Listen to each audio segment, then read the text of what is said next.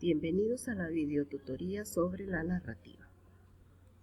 Recordemos primero los diferentes tipos de narrativa que vamos a trabajar este año, que en este caso son el cuento y la novela, con características similares porque son narrativas pero también diferentes. En el caso del cuento es narrativo, cuenta algo igual que la novela, pero el cuento es breve mientras la novela es extensa. Ambos están escritos en prosa. El cuento narra un solo hecho, mientras que la novela narra muchos acontecimientos. El cuento produce un solo efecto en el lector, tiene pocos personajes, y la novela tiene muchos personajes, desarrolla temas secundarios y está estructurada en capítulos o partes. Pero todos, como son narración, cuentan con los elementos de la narración, que son 5. En este caso, los acontecimientos, que son los hechos que pasan. Sin acontecimientos no hay narración. Tenemos un narrador, alguien que cuenta la historia. Es muy importante reconocer el narrador y en este caso vamos a tener diferentes tipos de narradores. Pero además necesita un tiempo, necesita un orden. Puede ser que esté en forma ordenada o desordenada. Y necesita un marco, un espacio donde se van a desarrollar los hechos que se cuentan.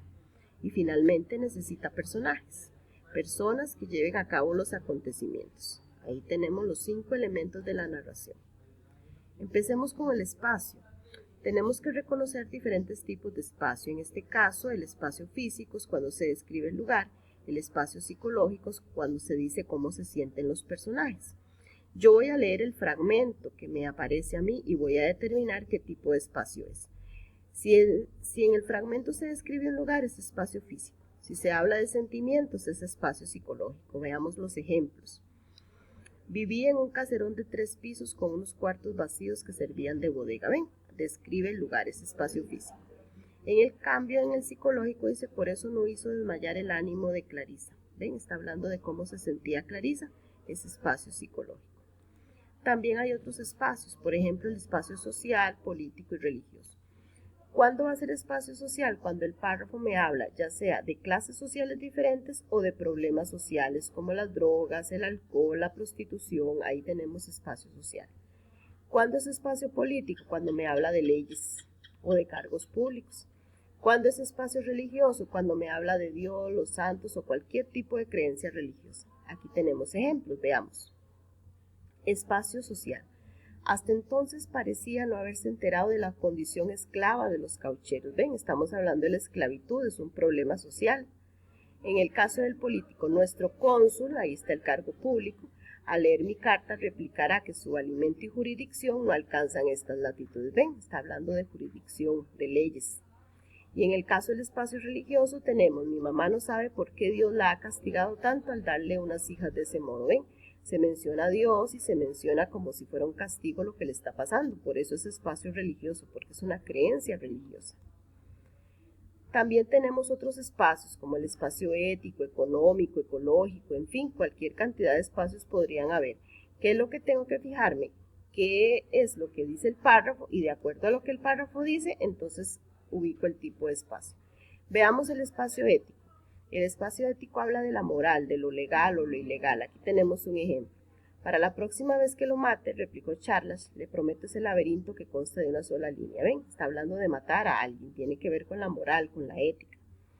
Y en el caso del económico dice, porque mi papá, con muchos trabajos, había conseguido a la serpentina para dársela a mi hermana, con el fin de que ella tuviera un capitalito. Es decir, para reconocer un espacio, yo voy a leer el párrafo y voy a determinar de qué trata.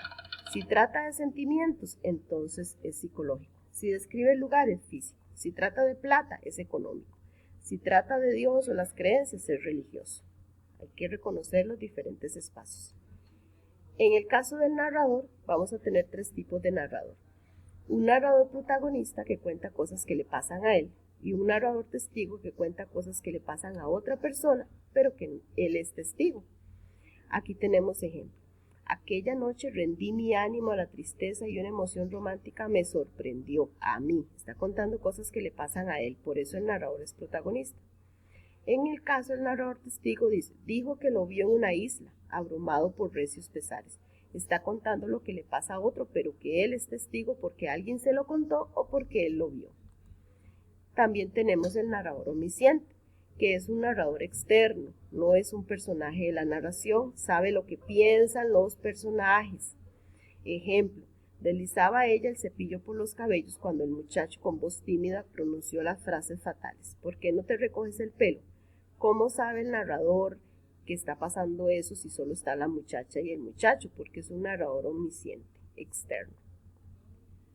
Vean cómo tanto el narrador testigo como protagonista son personajes de la historia, solo que el protagonista es el personaje principal.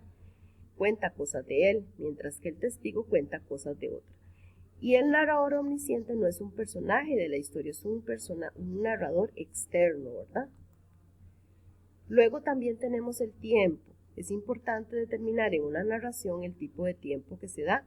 Existen dos. El tiempo cronológico o lineal son sinónimos, que es cuando los hechos están narrados de manera lógica, de reloj, mañana, tarde, noche. Y el tiempo psicológico perturbado cuando está en desorden, cuando la historia empieza por la mitad o por el final y luego se devuelve al pasado, esos tiempos psicológicos. Cuando hay recuerdos en la narración, el tiempo es psicológico. El tiempo cronológico entonces está en forma de reloj y el psicológico está en la mente del personaje, ¿verdad? Por eso viaja al futuro, al pasado constantemente. Otro elemento de la narrativa que no está entre los 5 básicos, pero que sí es importante reconocerlo, es el lenguaje. El lenguaje es el tipo de palabras que usamos. Entonces, en el caso para reconocer lenguajes, ¿qué voy a hacer? Voy a leer el párrafo y voy a determinar qué tipo de palabras se usan. Tenemos un lenguaje culto cuando las palabras son elegantes, poco usuales. Aquí tenemos: nadie puede salir del pueblo ni averiguar por el deudo desaparecido, ni inquirir por el paradero del coterráneo. ¿Ven? Son palabras que no usamos. Eso es porque es un lenguaje culto. El lenguaje popular es el que transcribe el lenguaje campesino.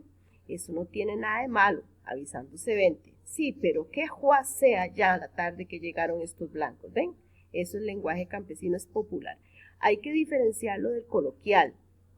El coloquial es el de uso cotidiano, el que usamos siempre, el pura vida, ese es el lenguaje cotidiano. Ese es coloquial. Una hoja de aire, un sueño grande del que nacen otros sueños menores, de estos otros cada vez más modestos, hasta llegar al último, al pequeñito, al que se lleva el viento. ¿Ven? Es un lenguaje que podemos entender con facilidad porque es el que usamos cotidianamente. El lenguaje técnico es el que usa palabras propias de una profesión, mecánica, medicina, otro tipo de tecnicismos, ¿verdad? Aquí tenemos un ejemplo. Para localizar la gramografía hepática se usa el AU 198 coloidal y el Tecnio 99. Ven, es un lenguaje técnico propiamente. También tenemos el lenguaje regional, cuando usa palabras de una zona geográfica particular. Cuando en el fragmento aparecen costarriqueñismos, por ejemplo, esos son lenguajes regionales. Aquí tenemos un ejemplo. El muchacho resultó canijo, taciturno y amigo de la soledad, de modo que en los días festivos cogía la guapil y se iba a matar pavas y tepescuintles. ¿Ven? Guapil, tepescuintles, canijo, son palabras regionalistas.